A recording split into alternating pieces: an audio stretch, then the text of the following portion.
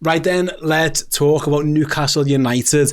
There was a comment, a piece from Luke Edwards of the Telegraph saying Newcastle are having a nightmare in this transfer window, and it does feel still like they are having a really tough summer. It goes on in the piece.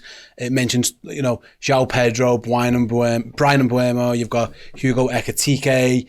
You've got Dean Huijsen was mentioned, James Trafford. There's loads of players who just Newcastle have not been able to get deals over the line, and there's a myriad of reasons for it. But when they secured Champions League football last season on the back of winning a trophy, the first in 70 odd years, wonderful season for Newcastle under Eddie Howe, and it was meant to all be rosy at this point, and at this moment in time it feels like they are having a really, really tough transfer window. Yeah. Club growth goes through stages, and we've sat in this room and spoken about where does Eddie Howe's capability stop, and somebody have to come in and take it to the next level. He's done a tremendous job there, but if you're reaching out to players in world football and you're giving them something to be excited about, there's no disrespect to him at all, because as I say, he's done a great job. If he's picking up the phone to you, or Pep Guardiola's picking up the phone to you, who's going to turn the player's head? Plus the fact that we suffer in the Northwest. We're trying to entice players to not sign for London clubs because of the cosmopolitan lifestyle. It gets the same problem the further north you go as well. Scotland's not a plethora of exciting cosmopolitan players, really, is it? Because it's all happening in the southeast for those guys. So it's tough for them. Their project is different to everybody else's. They are conceivably the richest club in the world, but could outbid everybody. But because of where they are and because of the stages that it grows, and with that growth comes extra earnings and extra capacities to go for the big players, makes Grammarish look like an absolutely world-class signing, doesn't it? At this stage, when you look at it and think, where do they find what it takes to entice top quality or even very good players to Newcastle? Their progression is going to be a lot longer than everybody else's. They're just not, doesn't appear to be an exciting project, and that's probably been a bit harsh on what the job Eddie Howe's done. But if you asked anybody in world football, name me your top 6 managers in world football, he's not on the list. Yeah, there's the players will feel the same thing. There's a lot of names there, Chris, as well. It's worth mentioning, and one of the big piece of information in the article comes down to PSR. And Steve mentioned before, Newcastle are the richest football club in the world, but they're not allowed to spend that money. If they wanted to, they could. They'd feasibly have the funds to be able to do it, but obviously the new rules cut that off. And yeah, Newcastle simply can't off the wages at this moment in time as well. Their commercial growth just hasn't been up to standards. And I was just scrolling through the internet the other day, as you do on Twitter and stuff, and a lot of Newcastle fans, that's one of their sticking points, really. There's a lot of this harmony behind the scenes. Amanda Staveley comes, she's gone, and Paul Mitchell's in and he's gone, and it's all messy. Like things like, where's the training ground sponsor? Where's the training kit sponsor? Could you do something at the stadium where you get a bit more money as well? City are really good with the influx of money, and I say really good. They've so far managed to find a way where they can legally do it, and we'll find out how that goes in due course. But they found ways around, and they were clever in those regards potentially. Newcastle haven't got that yet. So in theory, there's a Saudi billionaire going, I can offer him 500 grand a week if they want it, but he's not allowed to do it.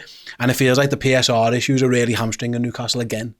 Yeah, and I think it will do for a long time. I think Steve's right. I think it's going to be a long tail in terms of Newcastle being able to build themselves into that type of a football club, because, they did brilliantly to win the trophy last season, but it doesn't really put any money in the bank. It doesn't really grow their support around the world. You need to do that on a European level, and I think that one of the difficulties that Newcastle have as well is that there's just bigger football clubs in England. When you look at Liverpool and Manchester City and Arsenal and Manchester United, Tottenham, probably bigger club than Newcastle as well. These are competing on a commercial basis with Newcastle. There's only so many kit people out there. There's only so many sponsors who can afford to sponsor a Premier League.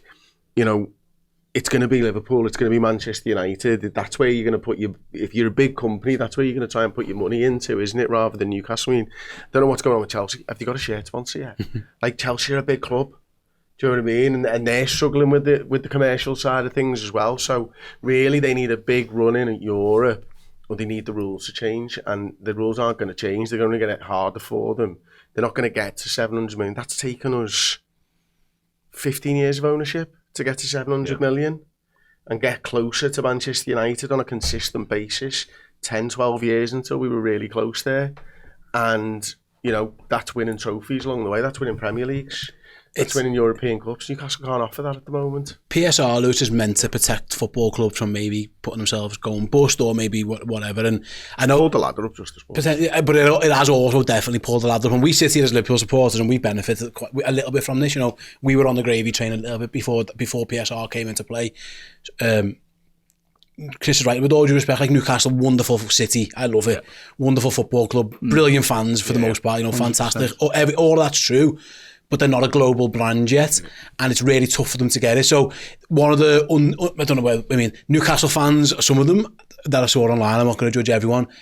When I say unintended consequence of PSR, they might say otherwise, and they say it's very much a deliberate plan of PSR to keep the big clubs at the top. But if it was, let's say, take on face value, was designed to stop clubs going out of business and whatever, your Portsmouth and your Leeds kind of stuff, overspending money you can't spend, or nearly going out of business. One of the unforeseen circumstances is a club like Newcastle just can't offer the same amount of wages to Liam Delap that Chelsea can, or João Pedro, or they can't match certain, you know, James Trafford to Manchester City. That's just where they find themselves. It's really tough because they've got a really good team. If you look at Newcastle's 11, for the most part, their midfield three is fantastic. They've got one of the best strikers in the world up front. You know, Anthony Gordon, a really good winger. They've got good players. It's can they go again, and they're finding it really, really tough at this moment in time because of these financial restrictions that are placed upon them and everybody else. Yeah, and I think if I was a Newcastle fan, I'd be a bit annoyed, to be honest. You'd be like, well, look, we've just been taken over. We've just gone through the whole like Steve Bruce era. The Ashley era. Mike Ashley, I forgot the name for a second, Pie Man. Like they went through that whole debacle to get to this point where they're now like the richest club in the world, or one of the richest clubs, and they can't spend it. And I think it's similar, but it's different. They're going through like what we had in 13-14, where we had Suarez, who was like this. Let's be honest, at the time, he was too good for us as a club. Like he was overperforming, and we had to sort of build. We lost him because it just did not look like there was sort of a project. There was no real enticement to us apart from history. Newcastle don't have that to fall back on. They're in a situation now where you've got players like an Isak, like a Guimaraes, like a Tonali, who could maybe be looking at this and thinking, where do we go from here? Like, what is the plan? Are we going to push for the league? We can't really do that because we can't compete on a financial level with all these other clubs at the minute. We've won the Carabao Cup, but like you said, the reason we were able to turn our fortunes around from those dark eras into the amazing times is we had that push under Klopp for the Champions League. We got recognised again on a European stage, and we were able to entice big name players like Van Dijk, like Alisson, like all these huge entities in the club. Newcastle can't do that at the minute, and I think they're in their mind, it was just get the money in, people will naturally just come to us. It doesn't necessarily work, and they're feeling that at the moment. It can to an extent, and there's a limit, I suppose. And like I say, they did finish top 4 last year, they won a trophy, fantastic. But, you know, Anthony Lang is a good player. It's fair to say. Yeah. They're linked now with Johan Visa, maybe like the 4th, 5th, 6th forward option, really. Like, they don't feel like the type of signings, and I might be wrong because there's always room to grow, of course, that take you from battling for a top 4 position to battling for a Premier League title, which is what the ownership, I'm guessing, eventually wants to get to, getting Newcastle back to becoming, you know, type Premier League contenders rather than winners. They never won it, of course, but yeah, it feels like the market that they found themselves shopping in, they've gone to Waitrose and found out they can't afford it, so now they're back in the Aldi, and it's like, am I any better off here? Is that kind of how it feels at this moment? A little bit. They need to go and qualify for the Champions League 4 or 5 years in a row and get out into the group stages, and out of the group stages into the knockout rounds, and take a few scalps, and then people will wake up to who and what they are. And everything you said about them having a great team, wonderful city, great fan base, there's a lot of similarities between the cities, Newcastle and Liverpool, in terms of how we view football and how we view life. So it's not, the things we say are not done to demean what they're trying to do. To go forward in football today is much harder than it was to do it 30 years ago because of the multiple layers, the outside influences, the money side of it, the commercial side of it, the social media side of it. You know, we spoke about Man United a few months ago. I'm not sure Man United ever returned to what they were for the same reasons, because it's just so much more difficult. It might take them 10 years to go and make that marquee sign, a genuine marquee world-class signing. It's possible they may never be able to do it, because whilst they're taking the 4 or 5 years to get to the Champions League knockout stages and take scalps and make a name for themselves, all the clubs around you are cracking on and pushing forward and going on and doing their own thing. What we're about to do in this transfer window is unprecedented, and it strengthens the position of our football club, and it takes us away from people that some of the players that are turning Newcastle down would never even be in a conversation. At the moment they're shopping at players that Everton are looking at, type of thing, and where they want to be and what their projects potentially could be a million miles apart. The reality is that football is so difficult to go forward, and there is a cartel element. The good sides will always be the good sides, and it's really, really difficult to break into that. Yeah. And I feel for them because when they won their trophy, I think we all said at our cost, if ever a football club fan base deserved a trophy, it was them. But it hasn't been the catalyst to take a spring forward and go into sort of the higher echelons of world club football. I just feel for them. I think it's going to be really, really difficult.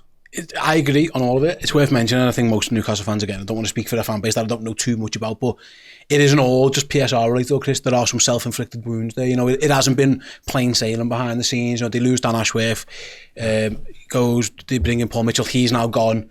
There's feel like there's been power struggles, and like the ownership obviously had Amanda Staveley and that's consortium involved, and then they've gone, and it's like who at Newcastle knows loads about footy as well. It feels like I completely understand the PSR stuff, and there's not much they can do about that really, other than, like I say, try their best to grow their commercials. But behind the scenes, they don't feel like a structured football club where it's all plain sailing, everything's smooth and everyone's harmonious. There feels like there's lots of people aren't coming and going. Liverpool had this. People aren't coming and going that fast unless there's something not quite right behind the scenes, and that's what it feels like as well for them. Yeah, I think you're right there. I think that's fair to say. I think the Dan Ashworth thing probably hurt them more than they realised. Obviously, United went for him for a long time, didn't they? And he ended up moving on and stuff. But I think he was quite a influential player in the sort of Newcastle game and stuff. So, yeah, I think Howe's obviously taking on more of a role. I think it's probably, in a vacuum of power, he's probably sucked up a little bit more, and because he's doing really well there, he's probably getting lent into a little bit more as well, so naturally that's going to come to him, and the manager will have more say and stuff. But yeah, I just think it's going to be difficult for them. I echo everything Steve said, to be honest with you. It's just not an easy league to be trying to get to the top in. We've seen that ourselves. Manchester City are always going to be a problem, Arsenal are going to be a problem with Arteta there, Manchester United are struggling, and they're a massive club. Like, they're struggling with signings now, and you never thought you'd see the day when Manchester United would struggle to try and bring players in and stuff like. So yeah, it's just difficult for Newcastle. What will make it worse is if Alexander Isak, because who knows where he's at. But again, Liverpool are a major player in this story, reported, but it isn't just us. There's been links, of course, to Saudi, which again links into Newcastle in various ways, Chris. But by all accounts, the Paul Mitchell regime promised him a deal that is now no longer on the table, because that regime isn't no longer in charge. And now, of course, the likes of Liverpool have come in and sniffed around, and I'm sure that it wouldn't just be Liverpool. I'm sure if you ask Chelsea and Arsenal if they can get Alexander Isak, they'd all love to do it as well. They're already having a bad summer. From their point of view, the Isak situation is a powder keg that could go off. Again, they remain steadfast that he is not for sale, and completely understand that. But I just don't know if we've quite seen the last of that story yet, in terms of, is he willing to really rock the boat? We don't know that yet. But yeah, what's been a pretty bad summer, if they lose their best player and one of their great players of the last decade or so, it becomes a horrendous summer for them. Yeah, it's such a difficult thing to sort of balance, isn't it? As well, you've got to get good while your players are still there. If it's too long, I think Arsenal will find themselves in this situation if they don't win a trophy soon. Some of those lads will start going, well, if we're actually going to do it here, I've got a short career, maybe I need to move on. And I think that's the thing with Newcastle, isn't it? Isak looked like he was going to give them another year, certainly. This year going into the Champions League and stuff, but then he's got a genuine. It's not as pertinent to points as it used to be, but it used to do my head in when like Suarez was linked with Arsenal. I'm looking at going, why do you want to just play in the Champions League for 6 fucking games and get knocked out? Like, I get it. It's 8 games now. It's a little bit longer. If I wanted to play Champions League football, if I was in a position in my life where I was good enough at football to do all that, I'd want to go to a side that can win it, not just playing it. Yeah. It's not about taking part in some cases, is it? You go and win the bloody thing. There's clubs out there that will buy Alexander Isak who can win it. Yeah. We're one of them. We're one of them. Yeah, we can. We've proved it. If you put yourself in their shoes, they've got all this money and all this wherewithal. They could go and buy anybody they want. They could gazump everybody and anybody. But they might have to go down the Liverpool Philip Coutinho route where you sell your crown jewels to facilitate 2 or 3 signings that actually, on the grand scheme of things, we'll have spent that money soon, won't we?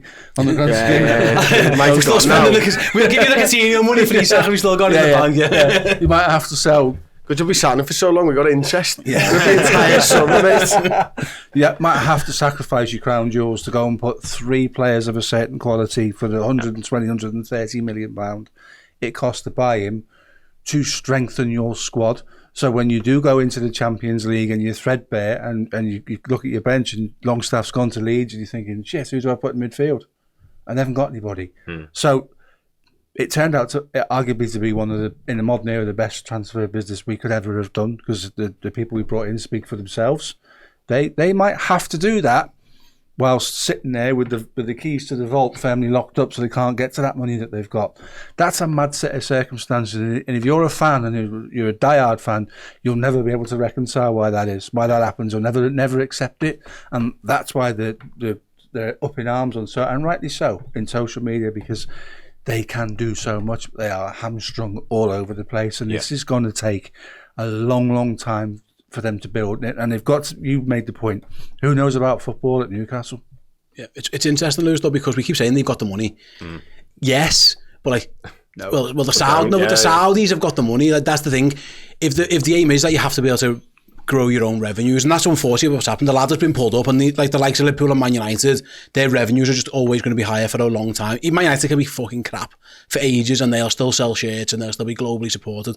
If they don't fix it soon, that will dwindle off. Yeah. You know, I remember being in America myself last summer, and there was a lot more Manchester City shirts knocking around than I ever remember seeing in some of the bigger cities. And the Man United thing, it was actually Arsenal were probably as big as Liverpool, the more the Man United side of stuff. Over there as Chelsea huge, like. So you can do it, but it can take a while. So, yeah, Newcastle, it feels like, are going to have to figure out a way to grow commercially as well, and that is by winning, and that's why it's such a catch-22. Yeah. Does selling Alexander Isak mean you're less likely to win?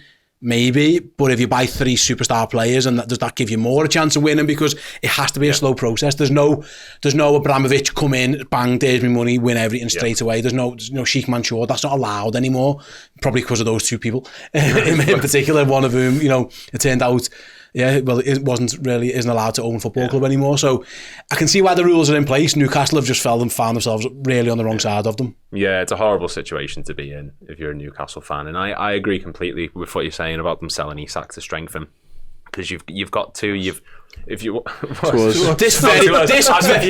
much feels like the wolf saying, "Can we, or the fox? Can you just let us in the chicken? Honestly, it'll be fine. Just let us into the chicken. Completely impartial. We'll eat one chicken. Honestly, we'll just. In fact, what we'll do, we'll give you loads of money for that chicken. We want to help Newcastle. Just sell us, mate. We will help you out. As long as they spend the money correctly and don't do what we did when we sold Suarez and we just went, shit, just get anyone in. Or Tottenham with the Gareth Bale money. Tottenham with Gareth Bale, exactly. Perfect example. It's all about how this feels, like, spend it. And like you said, there's who knows football there. So even if they sell Isak and think, right, let's bring in new centre-half, another midfielder we can rotate, another striker, there's no guarantee they're going to get it right, and it could actually backfire entirely. By all accounts, Chris, according to the Sky Sports News report, was like Eddie Howe's in charge of the transfers.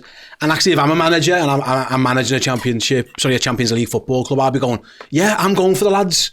I'll go and get João Pedro, and I'll go and get James Trafford, and I'll go and get Hugo Ekitike. But then you might be wasting your time, with all due respect, because they've all gone to Chelsea and City and Liverpool. Like, they haven't lost out on players to shit teams. They've lost out to teams who were just higher up that ladder that you mentioned before. When Liverpool were at their, I say, lowest, but Liverpool went to Southampton, and Liverpool went to Roma, and Liverpool, went to Schalke, and Liverpool went to Hull. And I wonder if Newcastle, like they did the first time, when they got the squad that they got, is that the way they should be going again, rather than just going, we got to the Champions League, that means we can go and buy them? Maybe you go back to that market. I don't know, because I like Johan Visa. I think he's good, but is signing 27-year-old Johan Visa the difference between, I don't know. Look, they might end up shopping exactly like that again. That shouldn't stop them from striving to get the better players. Absolutely the right thing to do, and go. I'd rather them go, well, do you know what? I want to buy Ekitike. I want to buy all these players. All right, they say no. So what? Like, you know what I mean? At least they've got an idea of what the players are that they want. Yeah. Eventually, they'll probably get there where they can get those. It only takes one, and then it can snowball from there, doesn't it? Like Liverpool will get beaten to Willian by Chelsea, and how many times we linked with players that would end up at Tottenham when we weren't very good and all that type of stuff. But at least we carry on going for it, and then you go and you get lucky. A few nice signings, catch a couple of breaks here and there, and all of a sudden you're there, and that propels you. So yeah, absolutely, they should be doing it, but they should also still be trying for those bigger players. There's this way not having a sporting director can hate those things, because a sporting director would probably be more aware of those conversations. He would probably be quicker to go to a manager. Yeah, I've heard that he wants this and we can't afford that.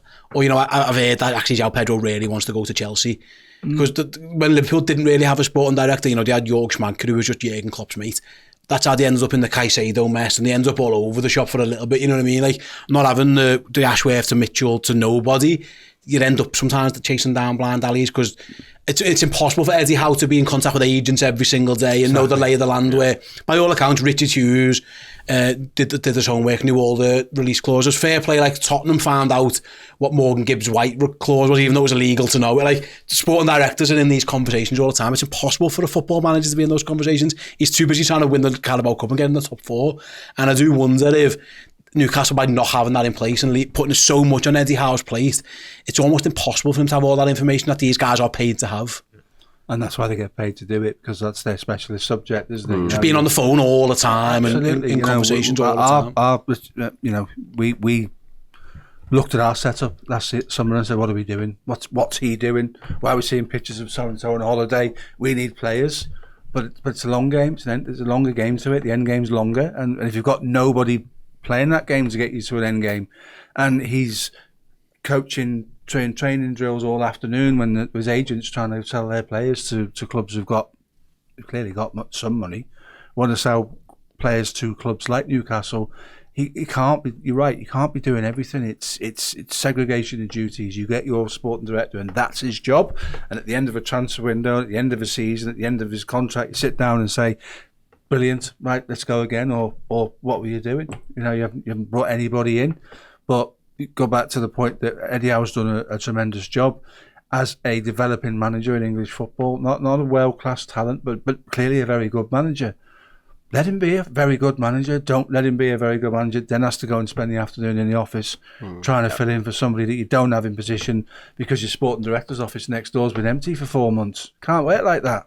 No, it feels like that's exactly what it is. So yeah, we do feel for a lot of the Newcastle supporters, by the way, and obviously this gone out as a clip. Some of them may see or hear that. So yeah, good luck. I hope it gets worse, because I hope you buy yourself, yeah, as well. I can only be honest, soz. We're all in it for ourselves. Sorry. We're all in it for ourselves at some point. But yeah, it is becoming a very, very difficult summer for Newcastle. It'll be interesting to see where they turn from here. That was a clip from the Biased Transfer podcast. To check out the whole show, head to redmenplus.com or click the link in the description.